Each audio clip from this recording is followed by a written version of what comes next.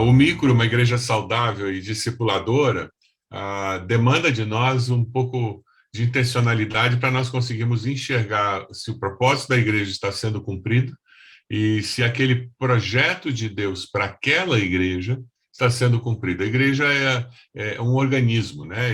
Ela não é instituição nem CNPJ. O CNPJ e a visão institucional são estratégias necessárias para nós vivermos em sociedade, mas o grande segredo de nós conseguirmos enxergar a visão discipular da igreja é olharmos a igreja como organismo e um organismo vivo, um organismo que se renova, um organismo que faz com que as coisas aconteçam, né? O Rick Warren fala sobre igreja com propósito, e foi um termo muito falado durante muito tempo. A questão é que a igreja tem um propósito muito claro de Deus para ela. Infelizmente, quando a instituição toma conta do organismo, esse propósito some e a igreja fica andando em círculos. E ela fica cumprindo funções, ela fica realizando atividades, ela fica fazendo aquilo que a gente já fez há 10 anos, e ela perde o propósito de ser sal da terra, luz do mundo, impactar a sociedade, ser um organismo que promove transformação, né? No material que vocês receberam aí, na página 5 da apostila, você vai encontrar 4 características de uma igreja que é saudável, multiplicadora, né? Essa Página igreja 8. tem 4 marcas. Perdão, Davi? Página 8. Página 8? Tá certo. Obrigado. Página 8 da apostila. Um pastor saudável, discipulado e assessorado.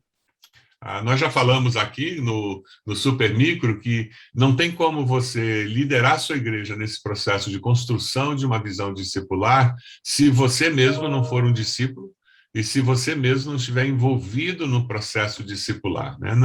Não há como delegar o implantar discipulado numa igreja, não há como delegar para que alguém faça com que a visão ministerial surja. Eu uso uma expressão que, se você quer que teu ministério produza frutos e frutos que permanecem, você precisa estar com a mão suja de ministério. Você não pode ser simplesmente um executivo, você não pode ser simplesmente uma pessoa que dá tarefa e cobra tarefa. Nós falávamos no nosso grupo ali que a gente tinha dividido sobre essa questão de você conseguir trabalhar com a experiência de cuidar das pessoas e, ao mesmo tempo, encontrar os discípulos estratégicos que vão multiplicar, né?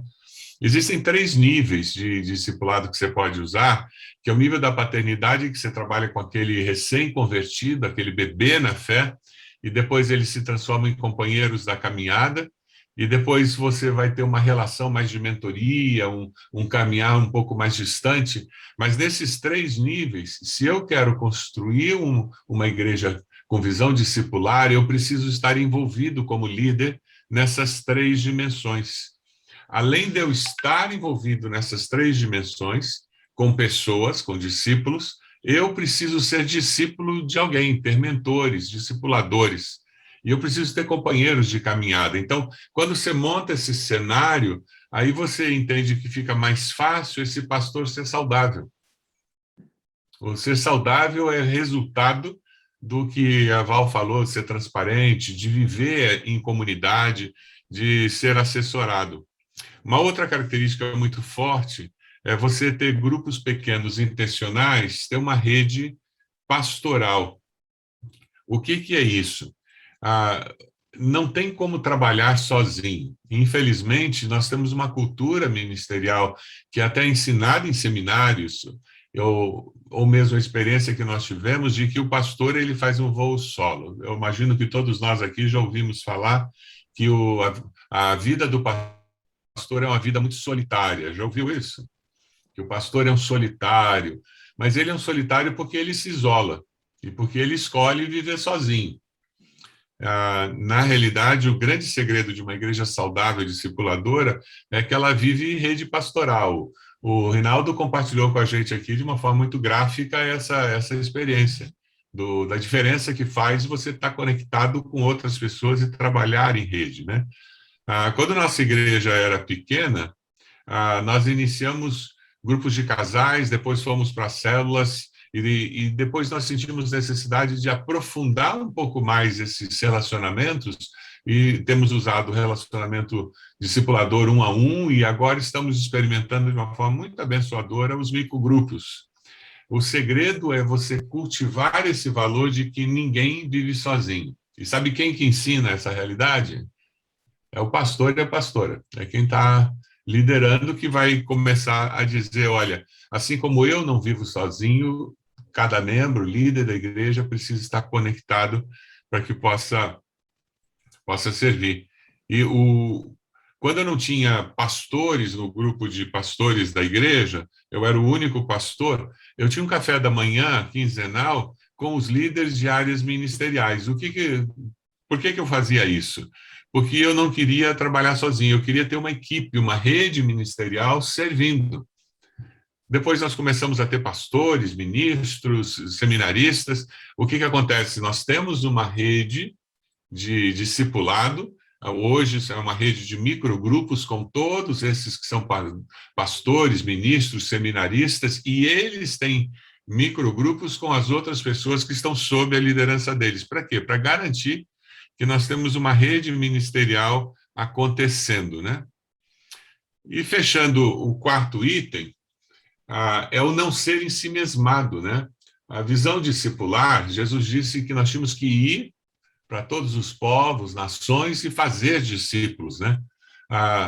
Não dá para ter uma estrutura toda articulada e trabalhada para que nós estejamos nos satisfazendo socialmente, nós estejamos tendo uma experiência muito gostosa de comunhão, de crescimento, de aprofundamento da fé, né?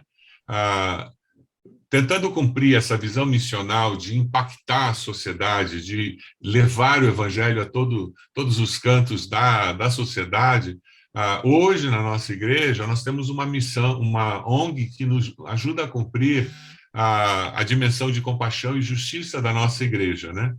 Mas a gente não tem só uma ONG, é mais do que isso.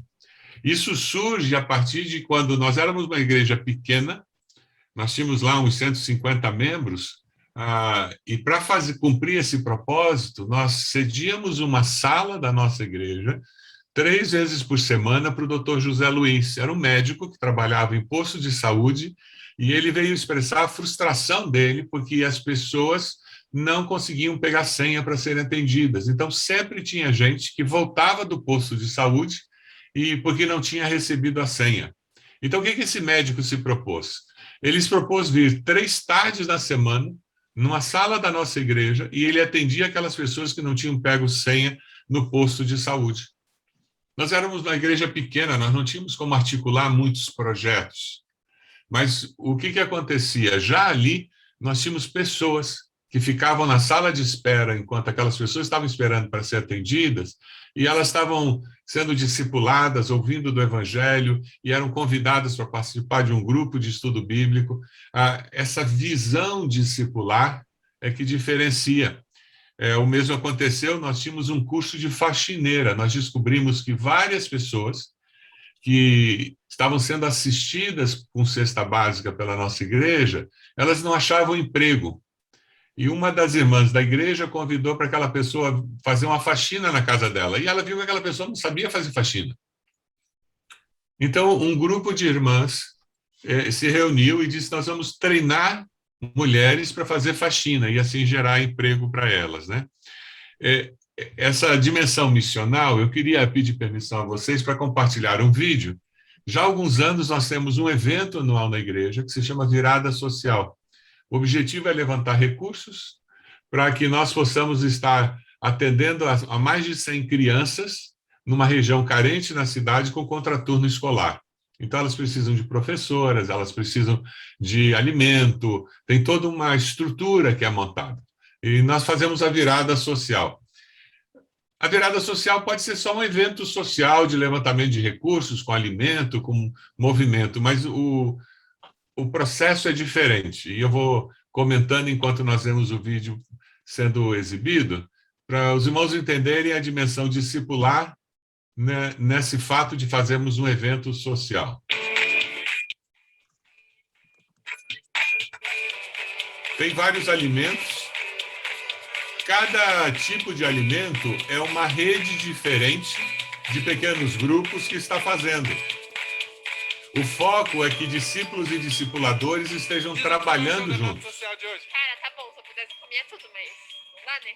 Mas tá bem legal, tem um brinquedo massa, tem uma apresentação legal. As comidas estão ótimas também, então assim, ó, venho pra estar na presença do Senhor e da comida. O que você mais gostou de hoje? Eu acho que das apresentações e da escalada. O que eu mais gosto da virada social é a bagunça, né? O fervo, é ver todo mundo junto. É uma benção estar aqui, porque além de você estar se embelezando no salão de beleza, você está abençoando a obra social também. Esse povo todo aí vindo, respondendo ao nosso apelo para que eles estivessem aqui, é algo fantástico. Tem sido lindo de ver o nosso povo envolvido, o nosso povo transitando e participando da virada. Meus queridos, a palavra é gratidão.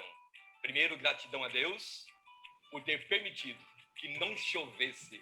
E todos vocês sabem que a previsão era de muita chuva. E Deus, com seu poder, com a sua graça e...